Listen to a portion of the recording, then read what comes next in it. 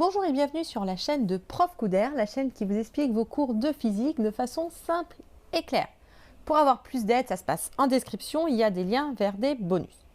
Dans cette vidéo, on va parler d'un transfert d'énergie très important en physique, notamment en thermodynamique, le transfert thermique.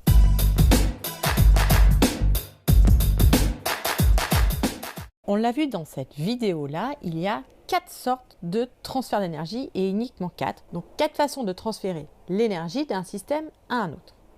Et l'une de ces façons, c'est le transfert thermique que l'on note Q. Comme c'est un transfert d'énergie, il a la même unité que l'énergie et il s'exprime donc en joules.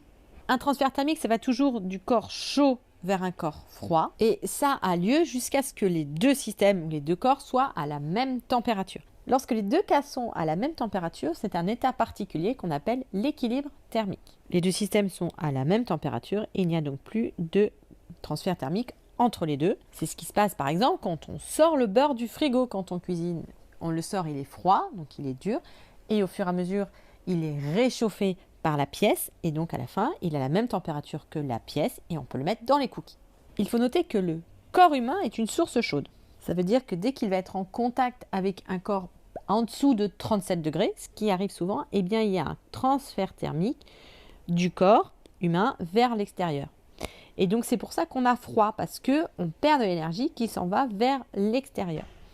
Pour éviter d'avoir trop froid, il va falloir que ce système-là soit petit pour qu'on arrive vite à l'équilibre thermique. À l'équilibre thermique, l'environnement est à la même température et du coup, on ne perd pas ce transfert thermique. C'est ce qui se passe par exemple quand on se met sous la couette ou qu'on met un pull. Au lieu de chauffer toute la pièce, on chauffe que l'air qui est dans la couette. Et du coup, comme c'est beaucoup plus petit, eh ben, on y arrive plus vite. Et donc, on peut s'endormir sans avoir froid. Il existe 3 sortes de transfert thermique. Le premier, c'est la conduction. C'est le transfert thermique qui a lieu lorsque deux corps solides sont en contact. Par exemple, lorsque j'ai ma tasse de thé dans la main. Il y a un transfert thermique entre le thé et ma main. Donc là, le thé chauffe ma main, mais si j'ai un verre d'eau froide dans la main, et bien là, c'est ma main qui chauffe l'eau. C'est le transfert thermique le plus simple et j'en parle beaucoup plus dans cette vidéo-là où je vais expliquer tout dans les détails. La loi qui régit la conduction, c'est la loi de Fourier. Le deuxième type de transfert thermique, c'est la convection. La convection, ça arrive lorsqu'un fluide participe au transfert thermique. La différence entre les solides et les fluides, c'est que les fluides peuvent bouger plus facilement. Qu'est-ce qui va se passer quand on chauffe un fluide? Par exemple, j'ai une casserole avec de l'eau dedans et que je le mets sous le feu là, donc ça chauffe. Les molécules d'eau qui sont en bas vont chauffer plus vite. Donc qu'est-ce qui va se passer? Leur température va augmenter. Mais comme leur température va augmenter, on en parle ici sur ce que c'est que la température, la place prise par les particules d'eau va aussi augmenter. Et donc le volume va augmenter. Ce qui fait que la densité va, elle, diminuer. Donc l'eau qui est là a une densité plus faible que l'eau qui est là. L'eau chaude qui est là a une densité plus faible que l'eau froide qui est là. Ben, qu'est-ce qui va se passer? Cette eau chaude, donc comme elle a une densité plus faible, elle va monter. Et inversement, l'eau froide qui était en haut va descendre. Et on va voir apparaître comme ça ce qu'on appelle des rouleaux de convection. Ça chauffe en bas, ça monte, ça refroidit en haut, ça descend, etc. Et c'est grâce à ces rouleaux de convection que finalement, quand vous chauffez votre eau des pâtes, eh ben, toute l'eau est chaude, pas juste le bas. C'est pas de la conduction, c'est de la convection. Il y a du mouvement de matière, du mouvement.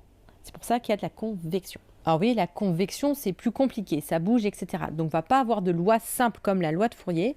On va avoir une loi dite phénoménologique, faite par Newton, et on se rend compte que Newton est vraiment partout en physique. Alors, une loi phénoménologique, ça veut dire quoi? C'est une loi qui a été trouvée de façon empirique grâce à l'expérience et qui ne vient pas des lois microscopiques, de ce qui se passe au niveau microscopique.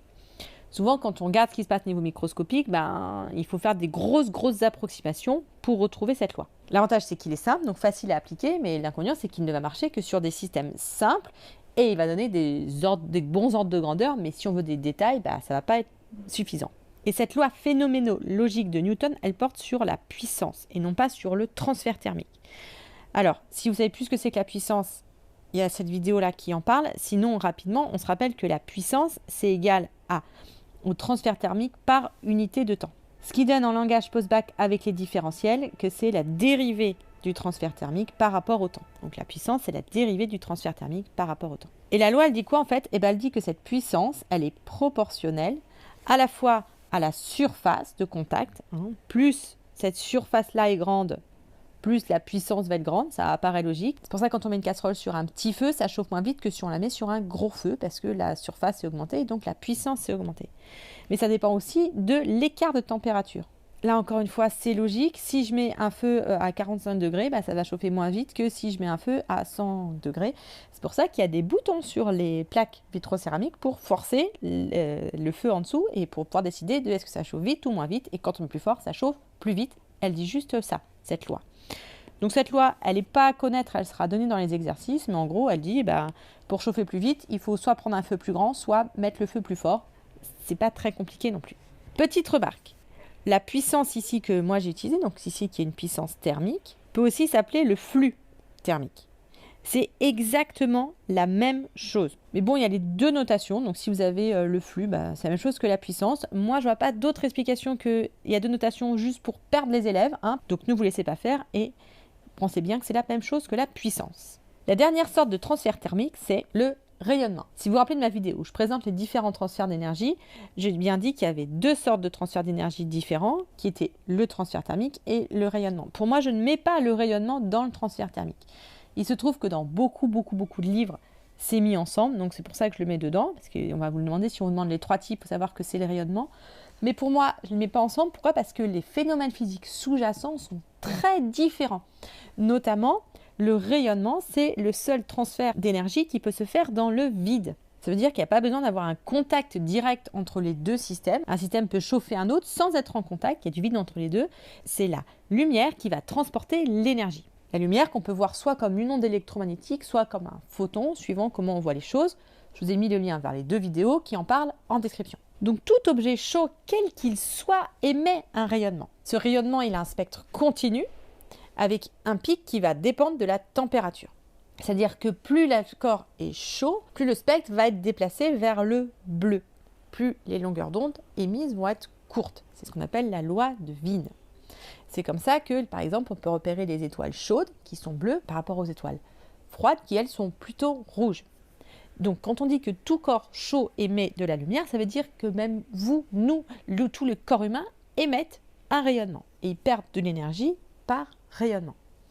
Alors, pourquoi on ne voit pas cette lumière? Pas simplement parce que notre température est tellement faible que la lumière émise est dans les infrarouges. Et l'infrarouge, ça ne se voit pas à l'œil nu.